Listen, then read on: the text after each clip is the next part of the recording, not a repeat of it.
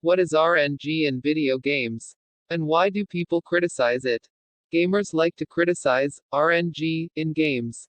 For example, picture a game of dice where you and your opponent both roll a dice. And the highest roll wins. That's pure RNG. A random number generator, RNG, is an algorithm that produces random numbers. In video games, these random numbers are used to determine random events, like your chance at landing a critical hit or picking up a rare item. Random number generation, or RNG, is a defining factor in many modern games.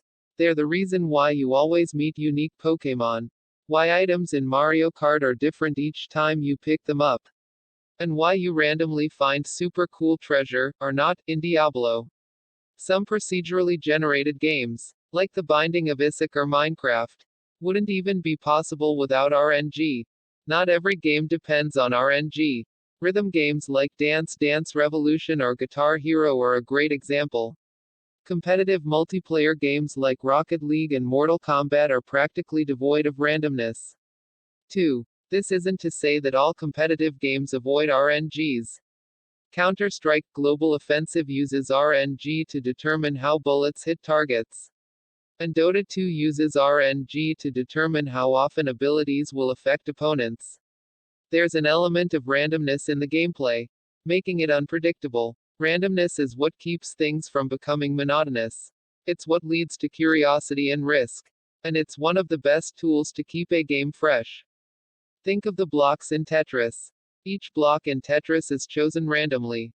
If they weren't, then Tetris wouldn't be fun, stressful, or unpredictable. There would be no risky or clever moves, there would only be the right move.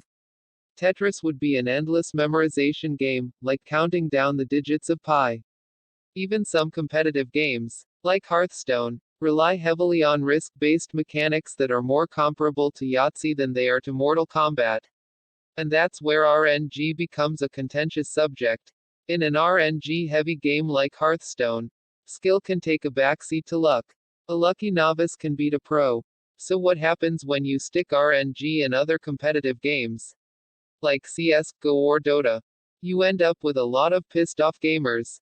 While randomness in a fighting game may sound like fun to you or me, some competitive gamers are, understandably, turned off by the idea of losing to Lady Luck. Imagine if people took a straight competitive game, like chess, and added something like random power-ups. In the mind of chess fans, this completely defeats the purpose of chess. A gamer who loses might blame a loss on the RNG that went in their opponent's favor. As we mentioned earlier, random number generators are algorithms. They're basically just math problems that spit out random values. But as you know from your many years of math experience, 2 plus 2 always equals 4. For an algorithm to produce random values, it needs to include variables, like x or y. Where does a video game get its variables from? It has to look for naturally changing local values.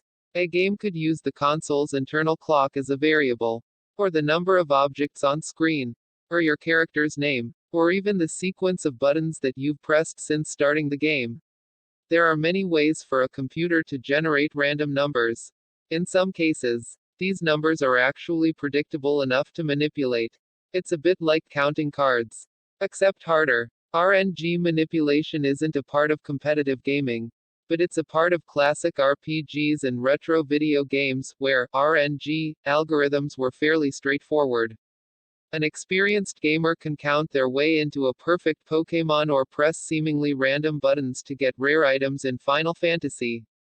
For many people, RNG is great for keeping games unpredictable and fresh. Random number generators are a crucial part of the gameplay in many modern puzzle games, card games, and RPGs, and they've been used to good effect in some action and multiplayer games. RNG can be good. Should every Minecraft world be the same? Or should every item you find in Diablo be identical every time you play? RNG offers variety and can keep things fresh. But many competitive gamers feel that RNG undermines skill. It can be an annoying complaint to hear, but it's only annoying because some competitive games, like Smash Bros., lead a double life as casual party games, which require RNG to stay fun. Games made for the esports community might place a heavy emphasis on skill-based mechanics for this reason.